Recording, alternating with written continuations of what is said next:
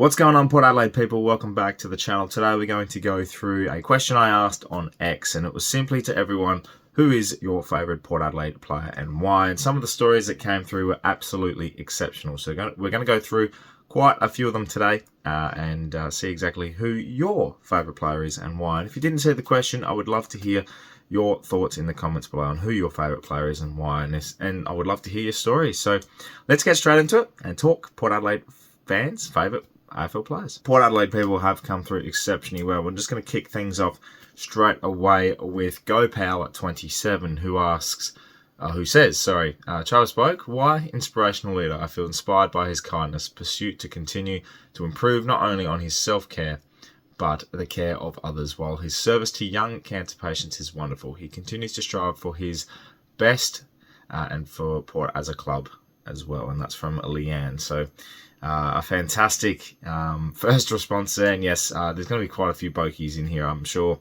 And I'm definitely going to be, a part of that little fan club at the moment. But we'll go through to the next one. Nick Turner comes in with Boak as well. Travis Boak, without a doubt. I was promised the world to leave to Geelong and could have left the club when it was on his knees. His unmatched loyalty when we needed a leader most will always be remembered. The absolute heart and soul of the club. They're going to build a statue for that man, and I'm telling you, no one competes with the loyalty of Travis Boak. Renee comes in. It's hard to choose, just one from past and present, but present, Charlie Dixon, because he deserves so much love when he's out there playing for Port.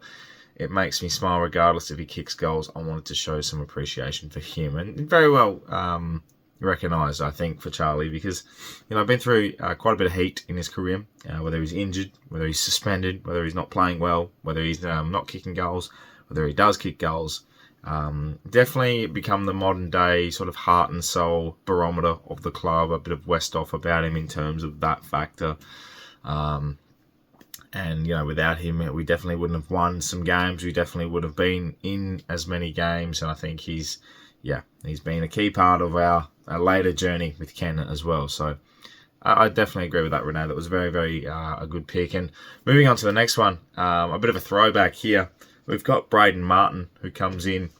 He's torn between Braden Lyle, well, two Bradens, who would have thought, and Robbie Gray. Braden Lyle was a friend of the family. My dad coached him as a junior, and I was named after him. Well, there you go, makes sense now. When he came back to Port in the inaugural year, I remember going to a park across the road from my house and having a kick with him.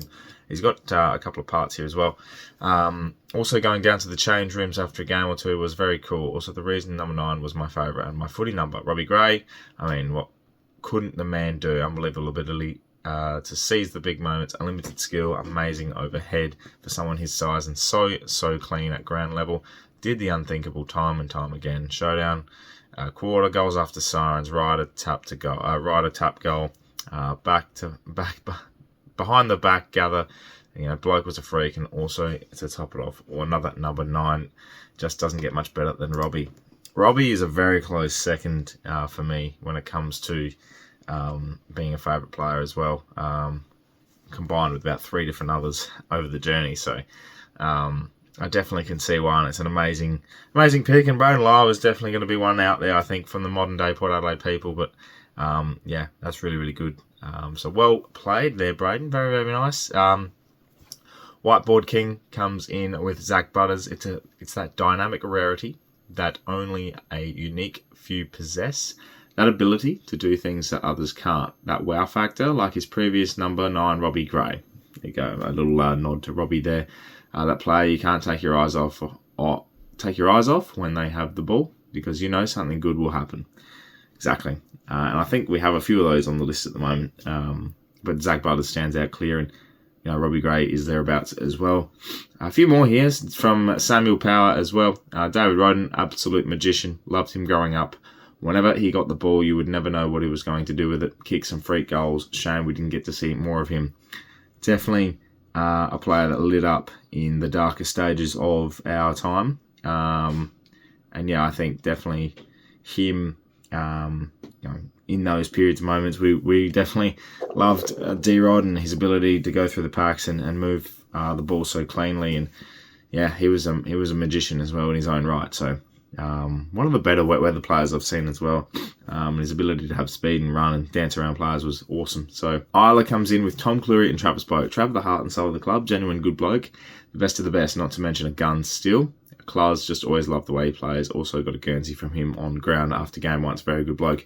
Little moments like that is the reason why you become sort of closer with certain players than others, because you have a moment with them, whether it's an interaction or you see them do something that not other players have done. And I think I've had similar moments with players as well. I remember getting a Guernsey from Jack Homsch, still in the cupboard now. Will never leave me, because that was a moment to stand on the ground at the AAMI Stadium and get that Guernsey in 2013.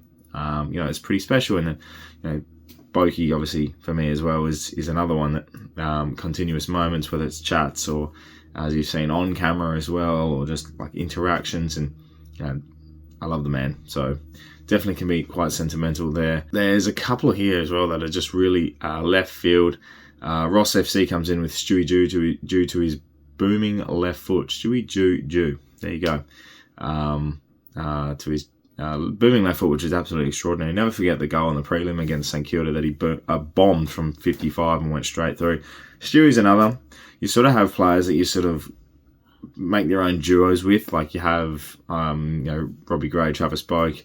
Back in earlier days, it was Warren Treadray, Stewie Jew for me. So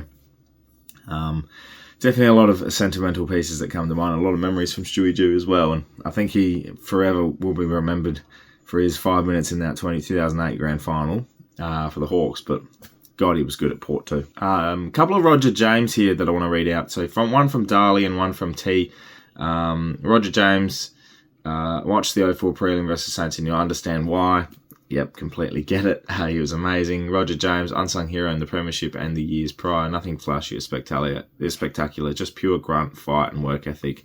Completely agree with that. He was an outstanding footballer. And definitely one that was underrated for a long, long time and continues to be underrated in those premiership and successful years back in the early 2000s. So you can definitely see where people got their things from. This one's from Daniel Power. It's going to give me a couple. One from the Maggie's era, which I like to see, and one from Port's era as well in the AFL.